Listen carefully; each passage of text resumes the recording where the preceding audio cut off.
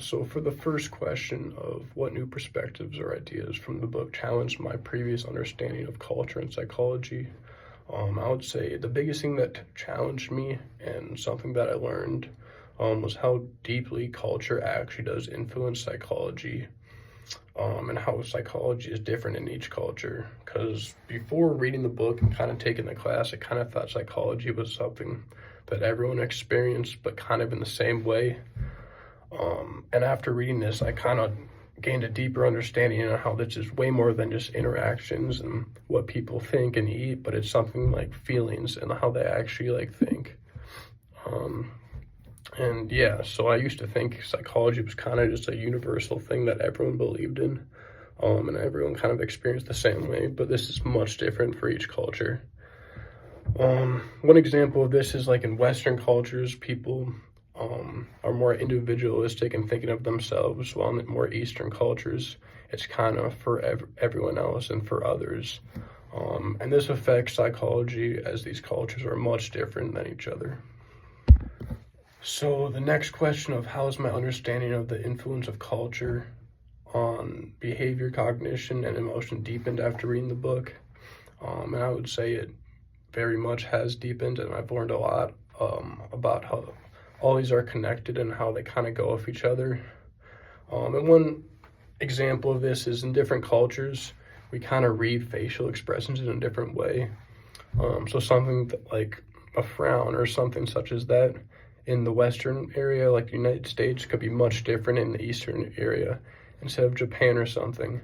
And I think a big part of this is learning why people are different, and why they have these differences in their personalities that affects their conversations with other people around them. So the next question we have is what psychological theories or concepts in the book were most surprising to me? And I would say the most surprising one, or the one that I didn't really know much about but learned more about, was frame switching. And this is when people from bicultural backgrounds sort of switch how they think or act depending on where they are. And this was I saw this in the Blackish TV show that we were watching. Depending on who Dre the dad was with, he either acted more towards his cultural side or like a more professional way in his setting that was a work that was around a lot of black people or white people in work. And this isn't really being fake, it's more just trying to fit in the culture and setting that you're kind of with. And people like this who are in different types of it, or two different, very different cultural settings, this is something that happens.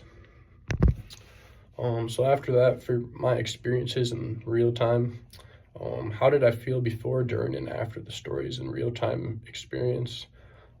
So I would say before going to like Namaste, India, that was the first one that we went to.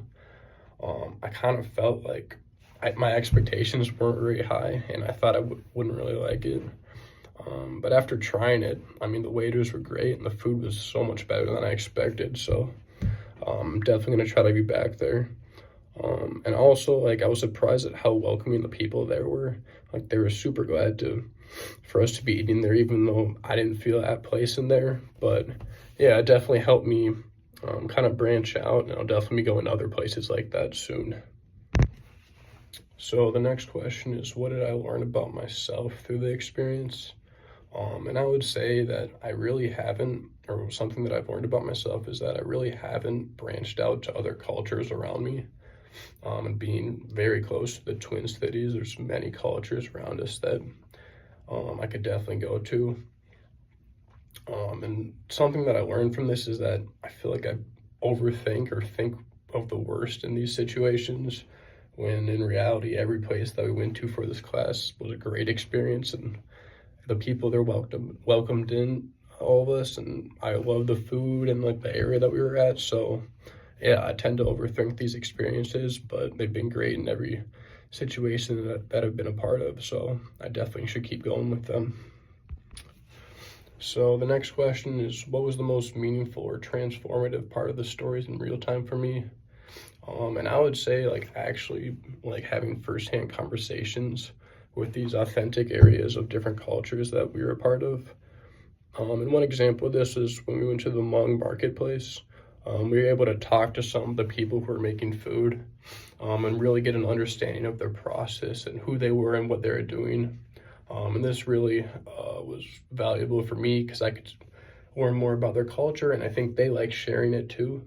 So it was a good combination of a good conversation with someone who wasn't my culture, and just branching out into the world around me. So by doing this, I would say some of the skills that I developed or improved was communication with people that I don't know or don't usually talk to, and then also just the confidence with doing this. Because each spot that we went to, we kind of forced ourselves to talk to the people around us to gain some more knowledge and understanding on the culture that we were surrounded in.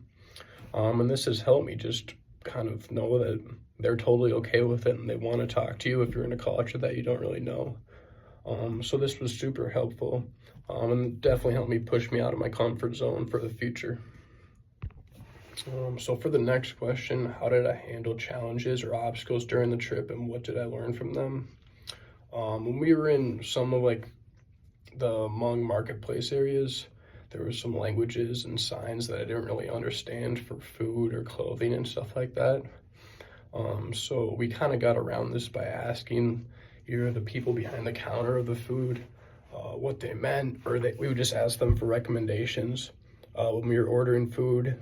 And this helped us just communicate better with them, and then also be a little more understanding of the area that we were in and the food that we were actually ordering and eating. So now for the TV shows that we watched. What did the TV shows teach me about how people from different backgrounds perceive and experience American culture?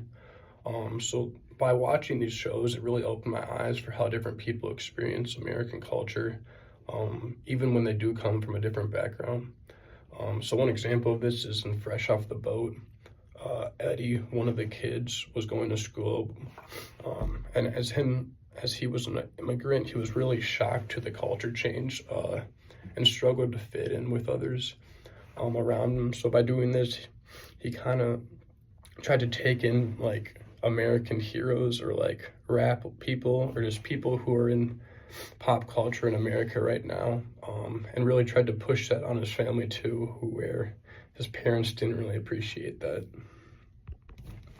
So the next question that goes with this is, how does the use of humor in these shows help address serious topics like race, privilege, and identity?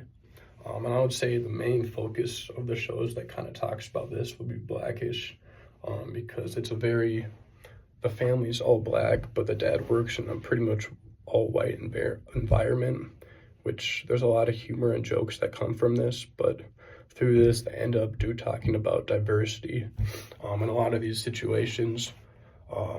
And they do it in a way that makes it funny and enjoyable for the viewer. So it's not like a strict or hard topic to talk about, but they do it in a way that does educate people who watch the show. So it is helpful in watching them when I'm actually thinking about these ideas. When watching the show, I can totally see how it correlates to the ideas of race, privilege, and identity. Okay, for the last question, it's how does the show encourage me to think critically about my own biases or assumptions about my culture and cross-culture psychology? And so after watching these three shows, I really thought about how I was brought up and how this compares to the people in the show. Because for each of the three shows, there are children of the families that are main characters and talked about, and they all come from three very different cultures, even though they're all in America. And this made me think about the privileges that I had growing up, and how some of the experiences and hardships that these kids had to deal with were very different from mine. For example, in Reservation Dogs, they experienced a lot of poverty on the reservation, and this made me very grateful for where I grew up and who I grew up with. And then in Blackish, they talked about the struggles of diversity and how the kids pretty much lived in an all-white neighborhood as a black family, so this was another struggle for them. And then in Fresh Off the Boat, Eddie faced bullying and other hardships and difficulties in school as he was with a lot of white people as an Asian American. So this show kind of just showed different assumptions about other cultures that I had before watching it and how I grew up differently, and I was able to reflect on this and learn more about these other cultures in these three shows.